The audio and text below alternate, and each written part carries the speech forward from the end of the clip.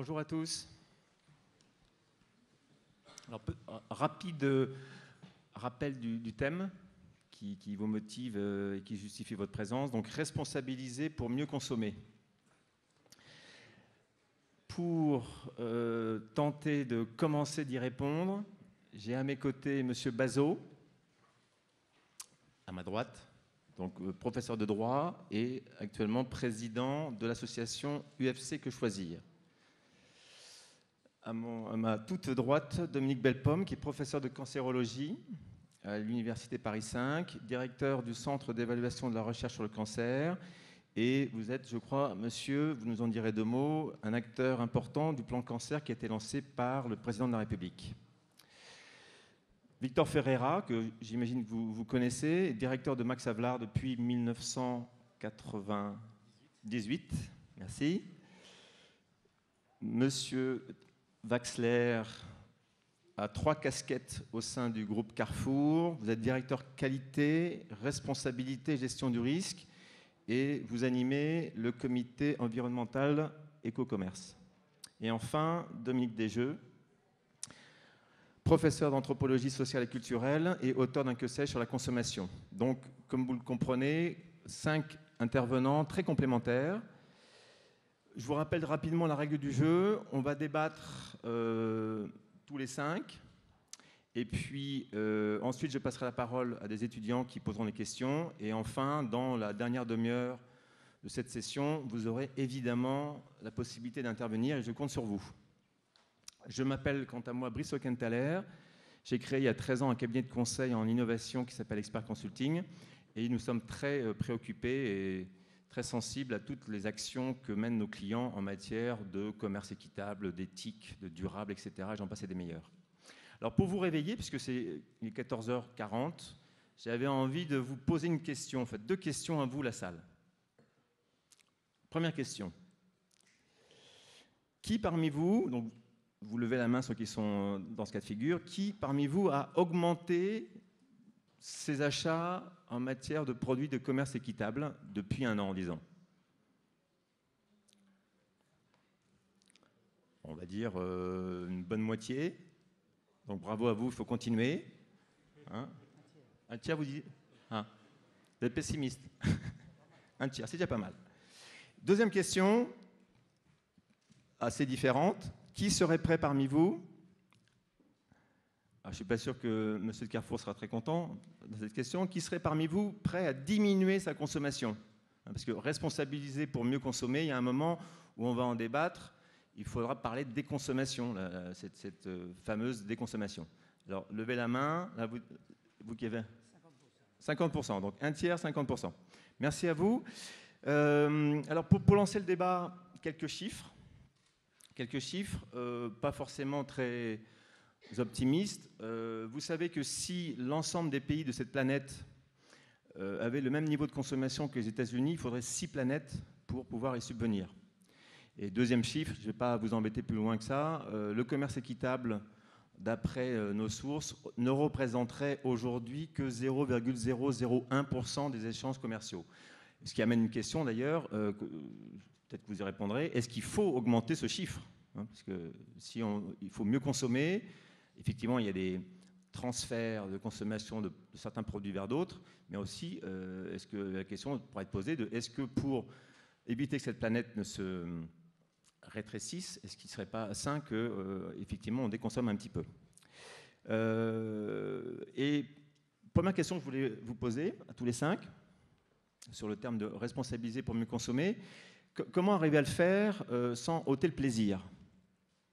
Est-ce qu'il est possible de responsabiliser un consommateur de façon à ce qu'il consomme mieux sans perdre cette notion de plaisir qui, j'ai envie de dire, est quand même sacrément attachée à la notion de consommation? Alors, qui parmi vous a envie? Est-ce que c'est l'anthropologue? Est-ce que c'est... Moi, je veux bien commencer. Je voudrais vous dire, d'abord, vous remercier d'être là. Et j'apprécie tout particulièrement les réponses aux 2 questions qui vous ont été posées, parce qu'un tiers des personnes qui sont déjà dans la problématique du commerce équitable, 50% qui ont pris conscience du fait que nous sommes dans une société consumériste, et que on a le sentiment que tout de même, consommer, alors qu'il y a sur cette planète 6 milliards d'individus, dont plus de 800 millions crèvent de faim, pratiquement 1 milliard. Alors il est évident que, si vous voulez, il y a un décalage nord-sud qui est majeur, et que consommer avec plaisir, pour répondre à votre question, c'est d'abord consommer avec la conscience d'un acte qui tient compte du prochain. Car consommer pour soi-même de façon égoïste, en se disant chacun pour soi, Dieu pour tous, ça n'est certes pas la solution, certainement pas un plaisir à consommer. On consomme, bien sûr, parce que ça, il y a des éléments essentiels de la vie. Il faut répondre aux besoins élémentaires de la vie. Il n'y a pas de vie sans consommation, c'est clair, mais dans une certaine limite. Or, notre système aujourd'hui a dépassé ses limites. Et c'est ceci qui est essentiel de considérer. Aujourd'hui, nous avons mis l'être humain au service de l'économie et non pas l'économie au service de l'être humain. Et quand je dis économie, je pourrais dire industrie, dans toutes ses branches. Et ceci est une situation qui ne pourra pas durer. Nos ancêtres préhistoriques, les hommes préhistoriques, il y a des millions d'années, oui, les premiers hominiens, ils faisaient des outils pour quoi? Ils faisaient des outils pour s'en servir. Donc ils mettaient leur intelligence au service de leur vie. Aujourd'hui, nous sommes, nous, en tant que consommateurs, au service d'un marché que nous ne contrôlons pas. Alors il n'est pas question de parler de victimisation, etc., car nous sommes quelque part des victimes, c'est évident. Mais si vous voulez, il y a deux façons de voir les choses. Il y a la façon du producteur qui est de dire le consommateur, il faut qu'il soit plus intelligent et qu'il consomme bien. On met à sa disposition une panoplie d'objets, de produits, à lui de choisir. Et effectivement, la publicité aidant, le producteur, il a tout intérêt à ce que le choix se fasse dans le bon sens du terme, c'est-à-dire qu'on achète pour consommer, avec la notion de propriété organoleptique, c'est-à-dire que, si vous voulez, il est évident que pour mieux vendre, pour qu'il y ait une consommation plus grande, du côté du producteur, il faut améliorer les qualités sensorielles, notamment des aliments, mais ça peut être généralisé à un grand nombre de produits, c'est-à-dire que la couleur, l'odeur, tout ça, ça doit jouer pour que nous puissions acheter dans de meilleures conditions. Et puis, il y a l'autre situation, qui est de dire, oui, mais nous sommes les victimes, nous sommes au fond, il y a la publicité, etc. Nous, à la limite, notre liberté n'est plus complète, car avec cette publicité, avec tout ce qu'on nous met là, et même avec la création de marchés purement artificiels, où, si vous voulez, pour vendre mieux, on crée un marché particulier. Et moi, en tant que médecin, je peux vous citer un exemple, par exemple. Au niveau des médicaments, il est clair qu'aujourd'hui, pour vendre des médicaments ou des produits qui soient à large spectre, qui soient rentables au niveau d'une industrie du médicament, eh bien, on va créer un marché, le marché de l'ostéoporose, le marché de la ménopause, etc., et avec une promotion par derrière qui va être de dire, attendez, la ménopause, c'est naturel, mais c'est tellement mal toléré qu'il vous faut des médicaments à tout prix. Prenez ces médicaments. Or, il y a un retour de flamme. Et c'est cela qui est essentiel à considérer. C'est la fable de l'arroseur arrosé. Aujourd'hui, nous sommes dans une situation qui ne peut pas durer. Pourquoi? Pour deux raisons. La première raison, c'est qu'en mettant sur le marché des produits tout azimut, que nous n'avons pas suffisamment contrôlés, il y a une facture sanitaire. Et cette facture sanitaire, c'est le cancer, la stérilité et bien d'autres maladies, avec à la clé l'enfance qui est en danger. Et il y a une deuxième raison, c'est qu'en mettant sur le marché à tout vent des produits, en disant, restons dans le monde occidental, on met des produits sur le marché à tout vent. Et il y a une conséquence, c'est que les ressources s'épuisent un jour ou l'autre. Notre terre est finie. Il y a des ressources finies. On parle bien sûr du pétrole, je vais y revenir dans une petite seconde. Mais vous voyez, par exemple, les antibiotiques. Puisque je suis médecin, je parle de ce que je connais mieux, si vous voulez. Il ne faut pas croire que la nature a une multitude d'antibiotiques. Nous avons, depuis la dernière guerre, mis au point la pénicilline, grâce à Fleming. avec des antibiotiques nouveaux. Aujourd'hui, on sait qu'on ne peut plus mettre d'antibiotiques au point, ou très peu. Quand j'étais étudiant en médecine, il ne se passait pas, si vous voulez, c'est-à-dire il y a 25 ou 30 ans plutôt, il ne se passait pas une année sans qu'il y ait un laboratoire pharmaceutique qui vienne nous dire, voilà, j'ai un nouvel antibiotique. Depuis 10 ans, il n'y a pas eu un nouvel antibiotique mis sur le marché. Donc il y a un véritable problème. Et si vous voulez, mais il y aura une sanction. Et la sanction, elle est claire. Il faut la comprendre, cette sanction. Cette sanction, elle va provenir de la nature, que nous avons violée, usurpée, pillée. Et cette sanction, elle va venir par l'épuisement des ressources. Pétrole. Nous sommes en face aujourd'hui d'une situation qu'il va falloir appréhender. Le pic de production du pétrole aura lieu vers les années 2015-2020, donc la génération à venir. Qu'est-ce que cela signifie? Cela signifie que l'offre va devenir inférieure à la demande. Cela veut dire que les transports vont coûter très cher. Cela veut dire que la pétrochimie, qui dépend bien sûr du pétrole, va mettre sur le marché des produits qui vont coûter beaucoup plus cher. Cela veut dire aussi que nous ne pourrons plus forcément vivre comme nous vivons aujourd'hui. Et ceci n'est pas du tout simplement une idée personnelle, c'est une idée qui est ressentie par tous les spécialistes mondiaux que j'ai pu consulter personnellement, faire venir à Paris, tels que par exemple les représentants de l'ASPO, etc. Et j'étais hier encore, si vous voulez, pour une émission de télévision avec un spécialiste du pétrole, là, celui qui est le rédacteur en chef de la revue Pétrole, qui m'a confirmé tout cela.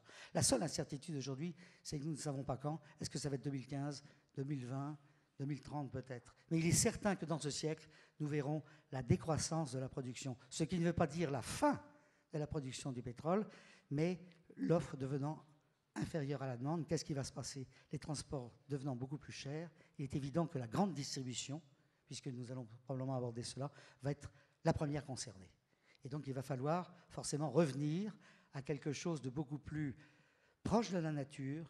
Et ce qui est essentiel de dire, c'est qu'aujourd'hui, ce qu'il faut, c'est que nous trouvions des mesures d'atténuation de ce choc pétrolier structurel et non pas conjoncturel, comme ceux qu'on a vécu en 70, mais trouver ces mesures d'atténuation, prévenir pour ne pas avoir un véritable cataclysme sociétal. Je vous remercie. C'est nous. Bravo. J'aimerais avoir l'avis de M. Desjeux sur cette notion de victime à l'insu de son plein gré.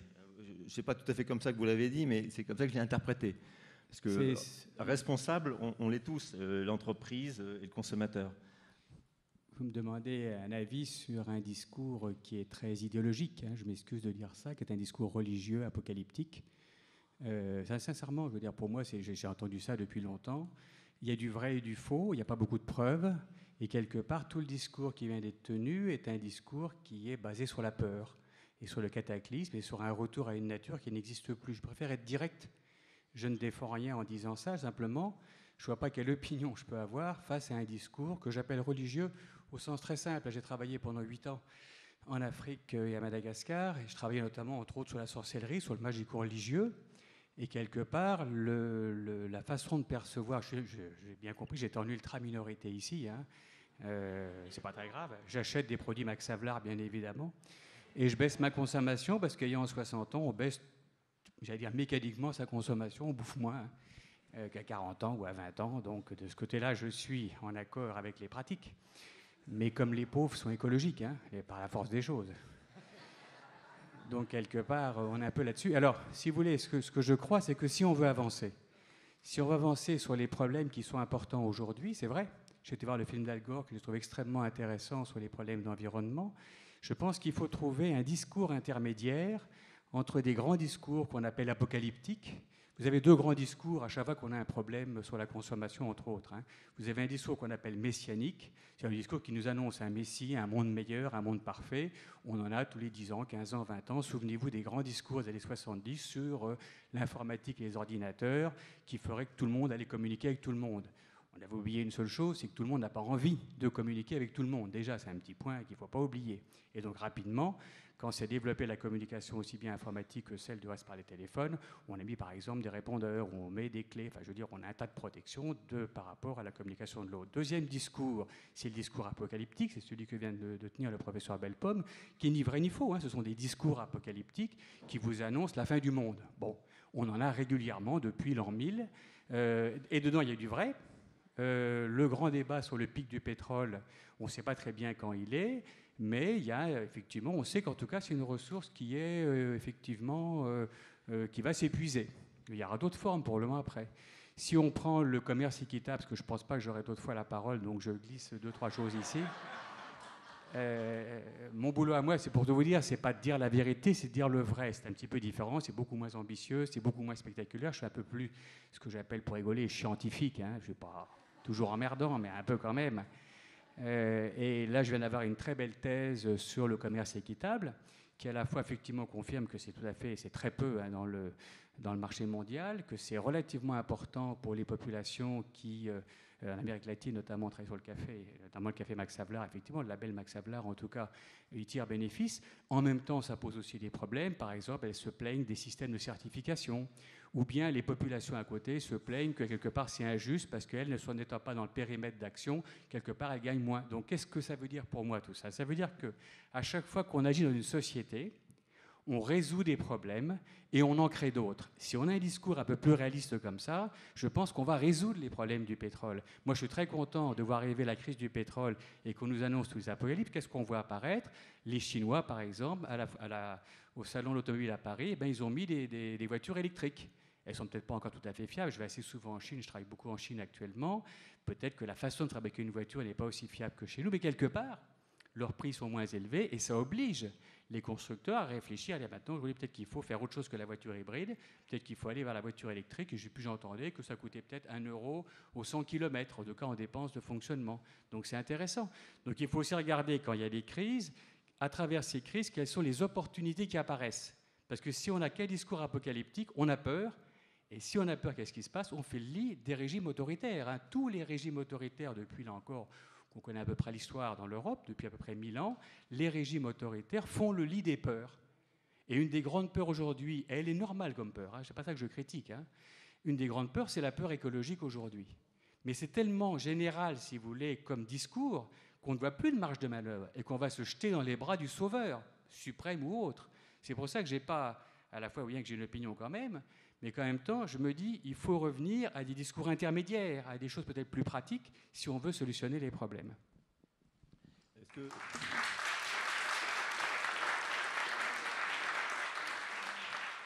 Donc, si on vous comprend bien, mieux consommer, c'est jouer en permanence, nous, consommateurs, entre ces deux extrêmes. Un petit peu ça. Dit autrement, c'est... C'est assez chinois, c'est assez yin-yang. Voilà. C'est-à-dire que je pense qu'il n'y a ni bien ni mal tout seul. Il y a du bien et du mal, du positif et du négatif. Et on passe son temps à faire avancer les deux en même temps. Les deux en même temps, hein. On crée... Notre génération de papy-boomers, on nous tape dessus aujourd'hui depuis un certain temps, à tort et à raison. Il y a du vrai dedans aussi. Mais en même temps, ce que je crois volontiers, moi j'ai 4 enfants, donc ça je vous donne ça, c'est un témoignage, c'est pas sociologique. Je pense que j'ai résolu une partie de mes problèmes. Ne me demandez pas pourquoi je les ai faits, c'est nerveux, comme je réponds à chaque fois. Parce que comme disait, je sais pas comment s'appelle l'humoriste Guy Bedos, si on savait quand on mettait la petite graine qu'elle ferait un jour du 45, on la ferait pas. Parce que quand elle fait du 45, c'est d'autres problèmes qui se posent. Hein. Faire la petite graine, c'est pas compliqué, c'est la petite graine. Mais quand elle fait du 45, il se pose beaucoup d'autres problèmes. Et ce qui me frappe, c'est que notre génération, on a résolu une partie de nos problèmes qu'on oublie aujourd'hui. On était sous des contraintes très fortes de l'autorité, de l'Église catholique. Pour certains, c'était bien, d'autres, c'était pas bien. On a résolu plein de problèmes. On en a produit plein d'autres. C'est ça qui s'est passé, en réalité. Et aujourd'hui, on se retrouve on est vraiment actuellement dans un changement générationnel, et il faut qu'on change les règles du jeu. Est-ce que notre génération va être capable de créer de nouvelles règles du jeu et de recréer du lien social sur des règles nouvelles? J'en sais rien. Mais ça, c'est un problème que je trouve tout à fait réel. Monsieur Bazot, vos réactions? Je sens que vous trépignez depuis 5 minutes. Ben oui, parce que je suis très heureux d'être venu, parce que je pense avoir enfin trouvé la raison du succès de l'UFC Que Choisir. Parce que l'UFC Que Choisir n'est ni messianique, ni apocalyptique. J'oserais dire que ce qui nous guide, c'est une sorte d'idéalisme pragmatique. Parce qu'effectivement, dans notre démarche d'association de consommateurs, on part toujours des faits avérés, expertisés, et ensuite on regarde quelles sont les solutions, mais les solutions concrètes. Alors, je vais donner quelques exemples. Rebondir déjà sur le problème du pétrole qui va être de plus en plus rare. En gros, les énergies fossiles vont être de plus en plus rares. Ça, c'est un discours qu'on tient depuis un certain nombre d'années. Et on dit aux consommateurs, ben écoutez, vous n'avez qu'à consommer moins de pétrole, il n'y a qu'à Faucon, n'utilisez pas votre voiture, vous habitez en zone rurale, mais ça ne fait rien, reprenez les chevaux ou le patin à roulettes, que sais-je encore. Donc on a un constat, on ne sait pas quand, mais on est sûr, il y aura bientôt plus d'énergie fossile, il y aura un déséquilibre entre l'offre et la demande, mais on ne se donne pas les moyens de donner aux consommateurs rapidement une nouvelle alternative. Quelle est la politique de transport en commun aujourd'hui en France? Elle est pratiquement réduite à néant. Regardez les chiffres d'investissement sur les transports en commun. L'État s'est complètement désengagé. On dit aux gens ne prenez pas votre voiture, mais on n'a pas d'offre intéressante alternative à la voiture. Les gens sont prêts à prendre un tram ou un bus si les dessertes sont adaptées à la vie des gens, si les horaires sont adaptés, si les temps de parcours sont adaptés, et les gens, je vous l'assure, prendront les transports en commun. Quand on regarde, en revanche, la rente de situation des compagnies pétrolières qui, devant cette captivité du consommateur, s'en mettent plein les poches, 12 milliards d'euros de bénéfices nets pour une seule compagnie sur une seule année. Et quand on regarde où va cet argent, il va nulle part. Il ne profite même pas à l'économie et même pas à l'investissement dans des énergies renouvelables. Allez regarder les comptes de Total, c'est infinitésimal ce que fait Total pour un développement durable et une autre alternative. Autre exemple du Yaka Faucon, et on ne fait rien du tout, l'obésité. L'obésité, moi je veux bien qu'on dise mais les gens sont responsables, ils n'ont qu'à donner à manger à leurs enfants des choses bien et intéressantes. Du coup je réponds à la question plaisir. L'UFC Que Choisir est souvent stigmatisé comme étant finalement une association triste, qui envisage une vie triste. Souvent on nous dit finalement avec UFC Que Choisir, il ne faudrait pas consommer.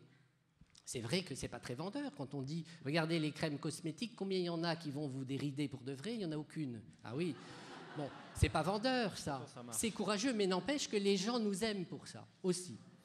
Eh bien, pour revenir à l'obésité, moi régulièrement, quand je fais des interventions pour engager la responsabilité de l'industrie agroalimentaire. Parce que le discours ambiant, c'est de dire, oui, si vos gamins sont gros, c'est parce qu'ils font plus de sport, c'est parce que vous avez abdiqué votre responsabilité parentale, ils font de la télé, ils regardent la télé et vous êtes responsable. Bon. Face à ça, l'industrie agroalimentaire se dédouane complètement. Et souvent, elle me rentre dedans en disant, oui, ah ben avec vous, il faudrait qu'il n'y ait plus de sucre, plus de sel, plus de gras. Bientôt, l'UFC Que Choisir va promouvoir du foie gras en matière grasse. Alors, on stigmatise notre attitude parce que qu'est-ce qu'on dit, nous? On dit oui aux produits plaisir. Évidemment qu'on aime le sucre, le chocolat, les produits salés parce que c'est un exhausteur de goût. Mais là où on n'est pas d'accord, c'est lorsque l'industrie agroalimentaire promeut exclusivement dans ses messages publicitaires les produits déséquilibrés. Et j'y reviendrai peut-être tout à l'heure, à l'égard des enfants. Le plus terrible, c'est que cette promotion des produits déséquilibrés que tous les nutritionnistes condamnent, cette promotion se fait à l'égard des enfants. Et donc les parents sont en permanence en contradiction avec leurs enfants pour essayer d'amener un discours de responsabilisation vis-à-vis des enfants en leur disant non, vous ne devez pas manger ci, vous ne devez pas manger ça. Autrement dit, les publicitaires de l'agroalimentaire mettent en permanence le consommateur, les parents, en porte-à-faux vis-à-vis de leur mission d'éducation et de responsabilité face à une nourriture équilibrée. Donc, quand on dit consommation plaisir, on n'est pas contre les gâteries, les chocolateries, etc. Sauf que ça ne doit pas devenir le mode alimentaire, ça doit devenir ce qu'on consomme raisonnablement, je dirais de façon raisonnée, pour reprendre une expression qui est à court assez fréquemment en ce moment. Voilà deux exemples, j'en ai beaucoup d'autres, mais il faut laisser la parole à tout le monde. Merci. J'aurais envie de passer... Oui, J'ai envie de passer la parole à M. Baxler de Carrefour. Vous avez, je pense, vu l'annonce dans le Figaro Magazine spécial Cité de la Réussite de Carrefour qui dit agir pour un commerce responsable. Est-ce que vous pourriez nous dire factuellement ce que Carrefour fait en la matière? Est-ce que vous allez au-delà de l'infinitésimal de Toltal que vous évoquiez il y a 2 secondes? Dites-nous un peu plus concrètement ce que vous faites. Je vous tends le micro parce que je sais, pour vous suivre, que depuis longtemps, Carrefour a initié une démarche en interne. Elle commence à sortir de vos magasins. Dites-nous-en un peu plus. Pour répondre à votre question, mais j'aimerais aussi revenir à votre questionnaire de départ, mais on y reviendra après. Je vais d'abord essayer de vous répondre, même si je pense que je ne sais pas si ça va intéresser tout le monde de savoir et de faire une panoplie de toutes les actions que nous menons. Il est clair qu'un distributeur, et Carrefour en particulier, nous sommes au centre de la mise sur le marché de produits. Et donc, il est clair que nous travaillons depuis l'origine, c'est-à-dire que nous travaillons avec, si on prend quel type de fournisseurs nous avons, c'est soit l'agriculture, soit les gens qui transforment les produits, soit des gens qui fabriquent pour notre marque. Et donc, depuis l'origine, c'est-à-dire avec les agriculteurs ou avec les producteurs, nous travaillons avec une charte tant au niveau du bien économique, c'est-à-dire d'avoir un prix compétitif qui permet au plus grand nombre de pouvoir bénéficier des produits de consommation. Et donc, évidemment, on travaille avec eux pour essayer d'avoir un prix de revient le plus compétitif et donc de pouvoir le vendre dans nos magasins à des prix abordables. Mais nous travaillons aussi avec une charte environnementale, et c'est toute la filière qualité Carrefour que vous retrouvez dans nos magasins et qui date depuis 1992. Donc ce n'est pas une nouvelle mode parce que le développement durable est arrivé sur les médias. C'est quelque chose qui, depuis très longtemps, nous travaillons avec des producteurs. En France, il y a plus de 4000 producteurs qui travaillent avec nous dans tout le domaine de l'agriculture. On travaille aussi au niveau des gens qui fabriquent des produits manufacturés, donc transformés, et avec qui nous avons aussi des cahiers des charges qui nous permet de travailler sur l'emballage, où nous diminuons le nombre d'emballages nécessaires pour la commercialisation, où nous travaillons sur le contenu. On parlait justement de l'obésité. Là aussi, il y a une action à mener tant en tant que distributeur qu'en tant que fabricant, c'est diminuer les teneurs. Et ne prenons pas 22 000 objectifs, prenons-en 2, c'est le sucre et le sel. 2 points qui sont majeurs. Eh bien, nous travaillons sur nos gammes à la marque Carrefour sur ces éléments-là, de produits moins de sel ou moins de sucre, tout en n'ayant pas pour ça des produits allégés, parce que sinon on rentre dans une niche, on rentre dans quelque chose en disant tiens, ça c'est des produits diététiques. Non, il faut le faire sur le cœur de marché, sur l'ensemble de notre gamme.